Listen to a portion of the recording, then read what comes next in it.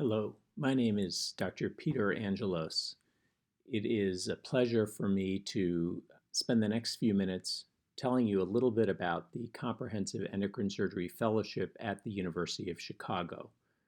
I am currently the Chief of Endocrine Surgery, and it's my pleasure to give you some information about our fellowship, which I am hopeful will complement the information that is available on our website. Specifically, I will focus on clinical opportunities, educational opportunities, and then in the last few slides, my associate, Dr. Xavier Koitgen, who's the director of our research program, will spend some time talking about the research opportunities. The Endocrine Surgery Fellowship at the University of Chicago is an opportunity to train under nationally and internationally renowned surgeons. Dr. Ed Kaplan, who is still very much involved in our fellowship, involved in all of our teaching and research programs, was the second president of the American Association of Endocrine Surgeons, and Dr. Kaplan was also one of the very few recipients of the Oliver Cope Meritorious Achievement Award from the AAES. I had the good fortune of having been president of the AAES a few years ago and am currently chair of the Ethics Committee as well as the AAES Nominating Committee. Dr. Xavier Koitgen, who is the newest member of the faculty in endocrine surgery, is HPB and endocrine surgery trained, having done fellowships in both. Dr. Koitgen is the director of one of the busiest neuroendocrine tumor programs in the US, and as you will hear, he is a funded researcher. Let me spend a few minutes talking about what sets our program apart from some other programs. First of all, we have a long-standing expertise as well as regional leadership in endocrine oncology. For many years, we have been the market leader in endocrine and neuroendocrine tumor surgery volume in Chicago. We have a strong affiliation with endocrinology as well as with oncology. And in fact, there are joint clinics with both of these other specialties. We have a very large neuroendocrine tumor volume with greater than 50 cases per year. We have a high pediatric thyroidectomy volume, averaging over 20 cases per year. And although in many institutions, endocrine surgeons are not allowed to operate on children, here at the University of Chicago, we do those cases in conjunction with pediatric surgery. We do a significant volume of neck dissections, including central neck dissections, lateral neck dissections, and reoperative neck dissections. We have a transoral thyroid and parathyroid surgery program, and several of our fellows have gotten additional training in transoral thyroid and parathyroid surgery. We have a large adrenal practice, which encompasses both laparoscopic transabdominal as well as retroperitoneal approaches, as well as certainly open approaches when it is appropriate. We have a large endocrine genetics program, and there is exposure to rare syndromes, including MEN1, VHL, as well as SDH. We also have a unique research and educational opportunity in the optional second year of the fellowship, which I will spend some time in a few minutes talking about. I would say our program is very comprehensive, and some would argue it does not get more comprehensive than what we have. Our UCM endocrine cancer program includes endocrinology as well as nuclear medicine and pathology, and our UCM NET program is certainly the busiest in the region. The goals of our fellowship are to train endocrine surgery fellows who will be future academic leaders in endocrine surgery. We intend to train fellows who not only know how to do complex endocrine surgical procedures, but also how to develop sound clinical judgments and how to interact in a very meaningful way with their colleagues. Our fellowship is organized a little bit different from some. The endocrine surgery fellows spend 6 months on the University of Chicago Endocrine Surgical Service, on which they are doing thyroid, parathyroid, adrenal, and neuroendocrine tumor cases. There is endocrine surgery or NET clinic 2 to 3 times per week. That's 6 months out of the year. The additional 6 months is on optional mentored research as well as on affiliated rotations. And these can include endocrinology, medical oncology, nuclear medicine or radiology, at which there's additional experience in FNA and ultrasound, as well as opportunities to rotate in pathology, cytology, and genetic counseling. We also offer the opportunity for travel abroad for additional education when possible. On this slide, you see a typical weekly schedule. I have a clinic all day Mondays. Once a month at 7 a.m. is the thyroid tumor board, and at 3 p.m. is the Koiken lab meeting. On Tuesdays, both Dr. Koiken and I operate, generally all day. On Wednesdays, Dr. Koiken operates all day, but we do start early on Wednesday morning for the Greater General Surgery M&M conference, followed by grand rounds. The ORs generally start at 7:30 every day, except on Wednesdays when we start at 8:30 due to the educational conferences.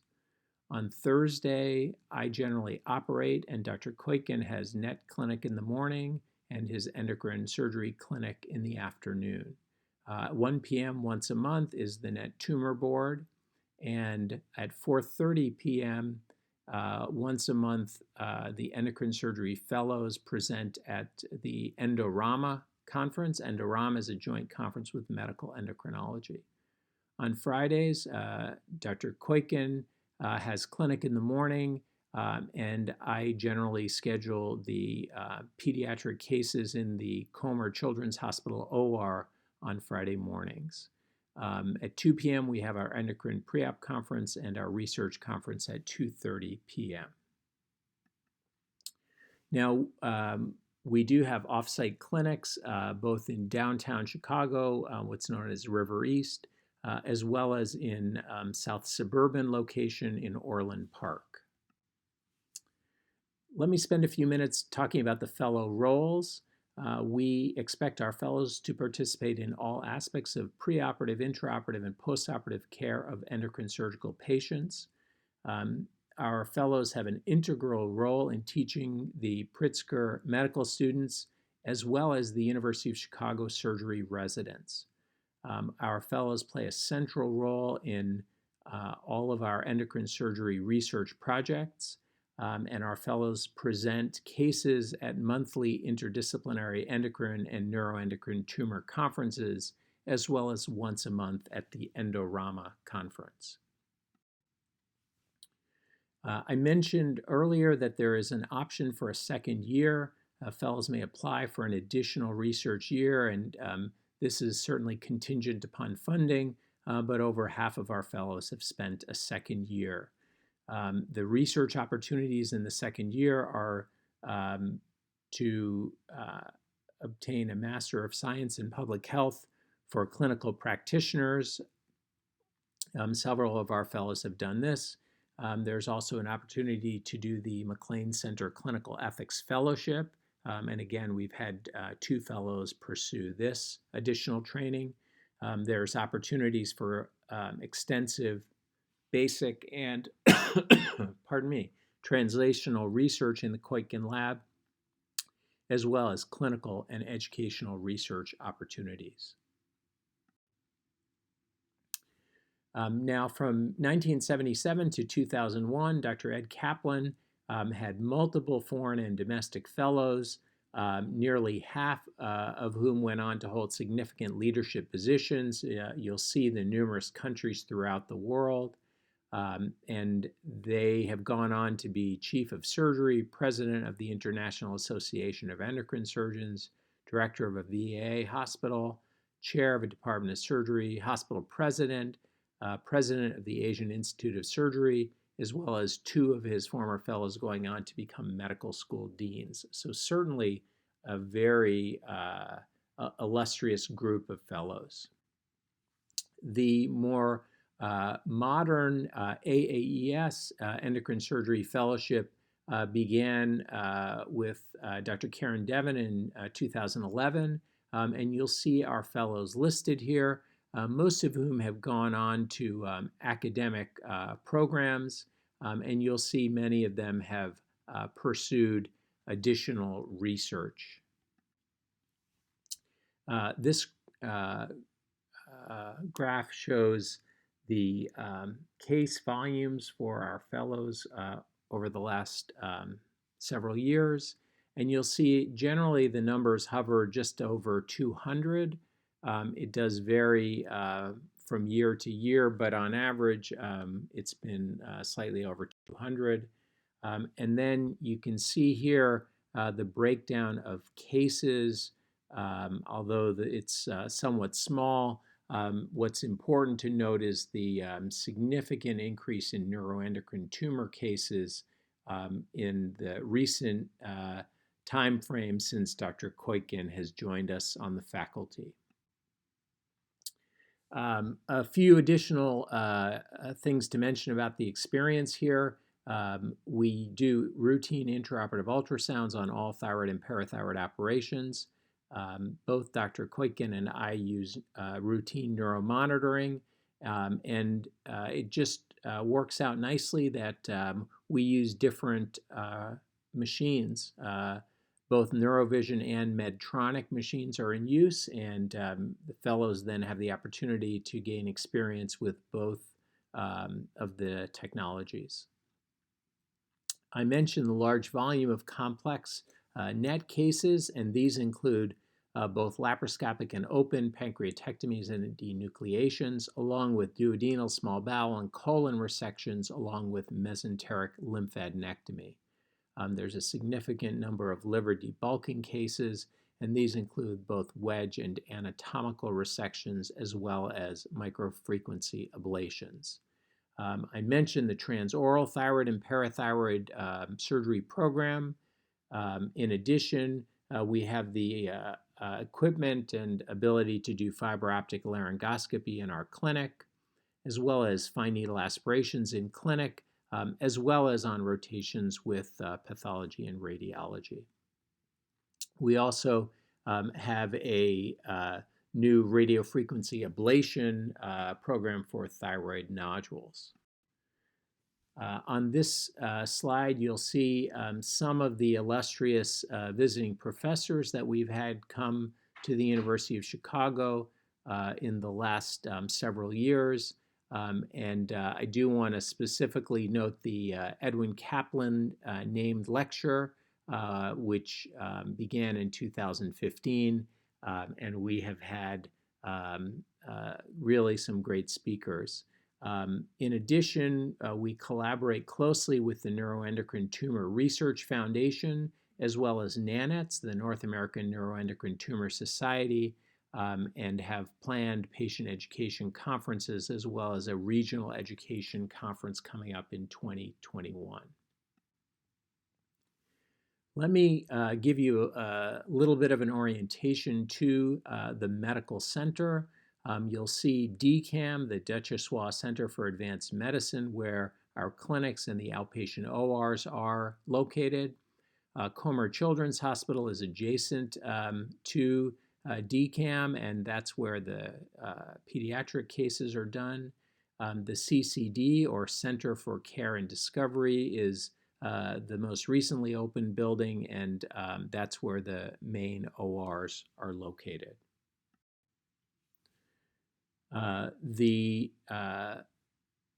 endocrine surgery program fits within the Department of Surgery, which Jeff Matthews is the chair of, as well as within the section of General Surgery and Surgical Oncology, which Mitch Posner is the chief of, and I am the chief of endocrine surgery. Our endocrine surgery service also participates significantly with the general surgery residency program at the University of Chicago, and there are other services including surgical oncology, breast surgery, minimally invasive foregut and bariatric surgery, the resident acute care surgery service, as well as a significant amount of resident research. There are a number of other surgical fellows that endocrine surgery fellows can interact with, including surgical oncology, colorectal surgery, cardiothoracic, vascular, and pediatric surgery. On this slide, you see some of the teaching conferences that happened weekly, including M&M and Grand Rounds. In addition, there are a number of named lectures. I've mentioned the Edwin Kaplan lecture, but there are a number of others that bring some outstanding academic surgeons to the University of Chicago every year. Now, I do think it's valuable to get a sense of the University of Chicago as a bigger institution, because the medical center is certainly adjacent to the university and really an integral part of the university. The University of Chicago is known for interdisciplinary studies and is certainly known as teacher of teachers. There are truly unrivaled research opportunities with the law school, the business school, the School for Social Work, the undergraduate campus, as well as the graduate school, all literally across the street from the medical center. Many people have described this as the perfect storm for research, education, and clinical activity. And the university ranked number 6 nationally in the 2020 U.S. News and World Report's Best National Universities. Within surgery, we have a very high academic batting average, with the majority of our residents going on to academic positions. The University of Chicago working environment is an outstanding one, with many of the faculty listed among the best doctors in America. We are a regional, national, as well as international referral center. The University of Chicago has over 90 Nobel laureates, which is in fact the largest number of any university in the U.S. And there are widespread research opportunities, as I mentioned, and truly an innate intellectual curiosity at the university. We also have outstanding surgical fellows, residents, and students, and I think that's a great thing when it comes to identifying people to work with. Now, let me just tell you a little bit about Chicago. This is a beautiful shot of the skyline. The Chicago Tribune several years ago listed the 7 wonders of Chicago, and these included the lakefront, Wrigley Field, the L, the Sears Tower, the Water Tower, as well as the University of Chicago and the Museum of Science and Industry. Now, the campus is a beautiful Gothic campus. You can see the beautiful architecture, lots of great arches. There's an outstanding history museum on the campus, as well as incredible research library facilities. And right across the street is the Roby House, which is one of the famous Frank Lloyd Wright houses. This last picture is of the law school, which is about a block away from the medical center. The fellows do have access for a small fee to the University of Chicago Ratner Athletic Center, which is really an outstanding facility. We're a few blocks away from the Museum of Science and Industry, which is right on Lakeshore Drive. If you enjoy sports, the Chicago Blackhawks have been good in the past, although we thought it was a dynasty, but it's been slim pickings for the last few years, but we're hopeful for the future. The Blackhawks play at the United Center, where, of course, the Chicago Bulls also play, and a guy named Michael Jordan won a lot of championships. Again, those are glory years of the past, and we're hoping that someday we'll have some success in the future. If football is more your bag, the Chicago Bears play just north up on the lakeshore at Soldier Field. We're hoping for a better year this year. Baseball is certainly very popular in Chicago, with the Cubs being on the north side. But if you're a South Sider, it's the South Side White Sox that you really have to be rooting for. The Cubs, of course, did win, finally, a world championship after over 100 years, so we are happy for them. The museum of campus is on Lakeshore. The Field Museum is the home of Sue, which I think is the largest complete T-Rex skeleton. If you go a little further north on Michigan Avenue, you'll find the Art Institute of Chicago, which is one of the greatest art museums in the world. It was named the world's best museum by TripAdvisor in 2014. This according to my daughter, who is a graduate student in art history. Chicago Loop is a very famous area of the city. If you go just beyond the Field Museum, you'll come to Grant Park with the beautiful Buckingham Fountain. And then a little further north is Millennium Park with the world-famous Bean sculpture, which lots of people want to get a picture at. If you keep going further north, you'll find Navy Pier, which has a lot of wonderful activities, including the Chicago Children's Museum. The Chicago River is really beautiful these days, with a very nice river walk. And on St. Patrick's Day, the river is dyed green, although on some days it looks fairly green even when it's not St. Patrick's Day. North Michigan Avenue is a beautiful area and a place where you can spend a lot of money if that's your wish.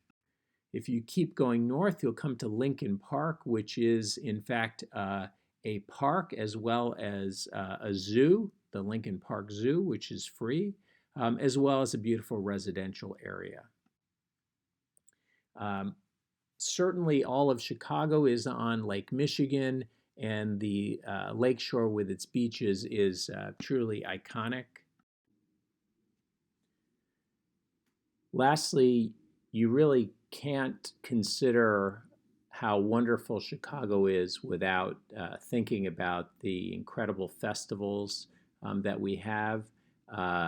There are a number of music festivals, including Lollapalooza, as well as the Jazz Fest and the Blues Fest. There's the Air and Water Show, and then there's, of course, the iconic Taste of Chicago.